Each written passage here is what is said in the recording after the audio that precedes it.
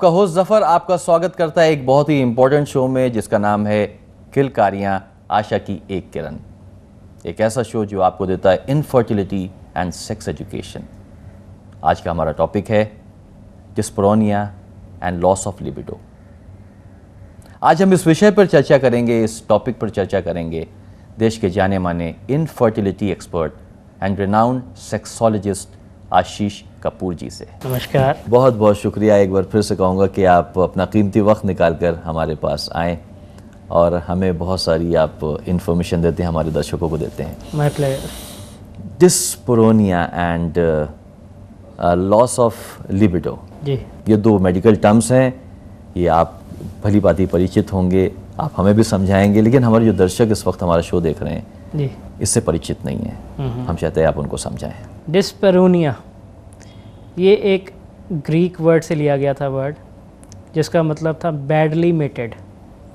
मतलब इसमें क्या है, जो इंटरकोर्स के टाइम पे, चाहे वो मेल है या फीमेल है, when ever they feel pain during sexual intercourse, उस चीज़ को हम कहते हैं डिस्पेरोनिया।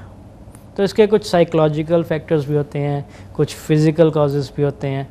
ऑन द अदर हैंड आपने पूछा loss of libido. Loss of libido मतलब लो सेक्स डिज़ायर। जी, डिज़ायर हम किसे कहते हैं? इच्छा को। जब किसी इंसान की, चाहे वो पुरुष है या स्त्री है, सेक्स करने की इच्छा डे बाय डे कम होनी शुरू हो जाए तो उस चीज़ को हम लो सेक्स डिज़ायर या फिर लॉस ऑफ लिबिडो कहते हैं। डॉक्टर साहब, जैसा कि आपने बताया कि सेक्स के वक्त जो पेन होती है उसे डिस्पेरोनिया कहते हैं, तो ये पेन क्यों होती है डॉक्टर साहब? कुछ केसेस में तो क्या होता है, बाय बर्थ ही उनमें कुछ डिसऑर्डर्स होते हैं, चाहे वो मेल है या फीमेल है। मोस्टली ये जो ट्रबल है फीमेल्स में पाई जाती है। जी, 20% केसेस जो हैं फीमेल्स में किसी ना किसी टाइम पे उनकी लाइफ में उन्हें ये शिकायत होती है पेनफुल इंटरकोर्स की। तो कुछ केसेस में क्या होता है, जो उनका हाइमन होता है वो बहुत ही ज़्यादा थिक हो जाता है, उसके कारण भी जब इंसर्शन के टाइम पे वो पेन फील करती हैं।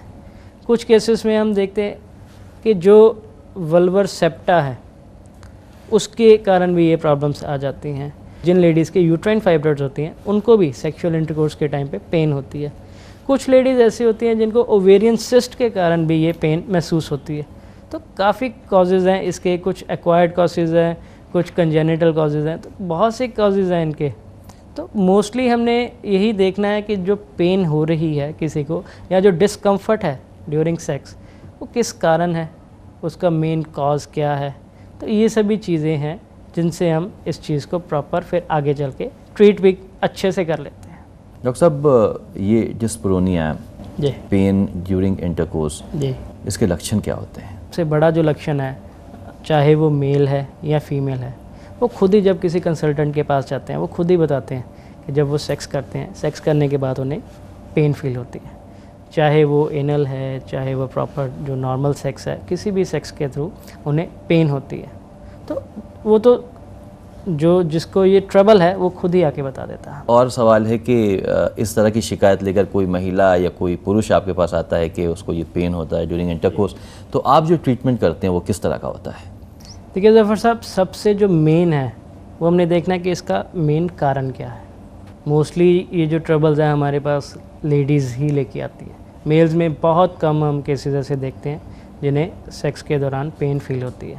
तो मोस्टली जब कोई लेडी आती है तो हम प्रॉपर उनका पहले एग्ज़ामिनेशन करते हैं, उसके बाद हमें पता चलता है, जो प्रॉपर हम उनकी स्क्रीनिंग करते हैं।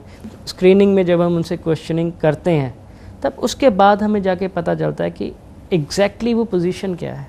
और मोस्ट ऑफ द टाइम्स क्या होता है कि एक ये साइकोलॉजिकल फियर बैठा होता है मन में। साइकोलॉजिकल फियर कब आना है? जब फर्स्ट टाइम किसी लेडी ने सेक्स करना है तो उसके बाद उसके दिमाग में अगर उसको उस टाइम पे कोई पेन फील हो तो उसके दिमाग में एक डर सा बैठ जाता है। अगर उसका हस्बैंड उसको बाद में कंफर्टेबल नहीं फील करवाता किसी ना किसी तरीके से, तो ये चीज़ें डे बाय डे इंक्रीज़ ही होती हैं। जी, ये जो चीज़ें हैं फिर उनकी मैरिड लाइफ को बहुत बुरी तरह से हार्म करती हैं। तो बेसिकली क्या है, अगर हम इस प्रॉब्लम की प्रॉपर तह तक जाएं कि ये जो डिस्पेरोनिया है या जो पेनफुल सेक्सुअल इंटरकोर्स है क्यों हो रहा है किसी में, चाहे मेल है या फीमेल है, जब हम उसकी प्रॉपर डायग्नोस कर लेते हैं तो फिर तो इसका ट्रीटमेंट बहुत ही ईजी है। डॉक्टर साहब, हमने शुरू में आपसे बातें की थी लॉस ऑफ लिबिडो। जी, जिसे हम लो सेक्स ड्राइव भी कहते हैं, जी। अब ये मेल में ज़्यादा होता है या फीमेल में होता है, और इसके कारण क्या होते हैं?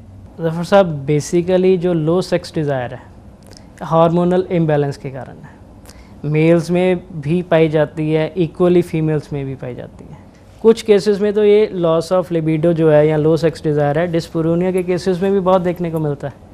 बाकी इतना मैं अपने व्यूअर्स को ज़रूर कहना चाहता हूँ, जिनको डिस्परोनिया या लो सेक्स डिज़ायर की ट्रबल है, अब उन्हें घबराने की कोई ज़रूरत नहीं है। मेडिकल साइंस ने इतनी ज़्यादा तरक्की कर ली है कि चाहे आप किसी भी एज में क्यों ना हो, इस बीमारी को हम प्रॉपरली क्योर कर सकते हैं with the help of medications only. जी साहब, एक सवाल और जो दिमाग में आ रहा है, जो मुझे यकीन है हमारे दर्शकों के दिमाग में भी आ रहा होगा, loss of libido, low sex drive के टाइप्स भी होते हैं, ये अलग अलग तरह के होते हैं?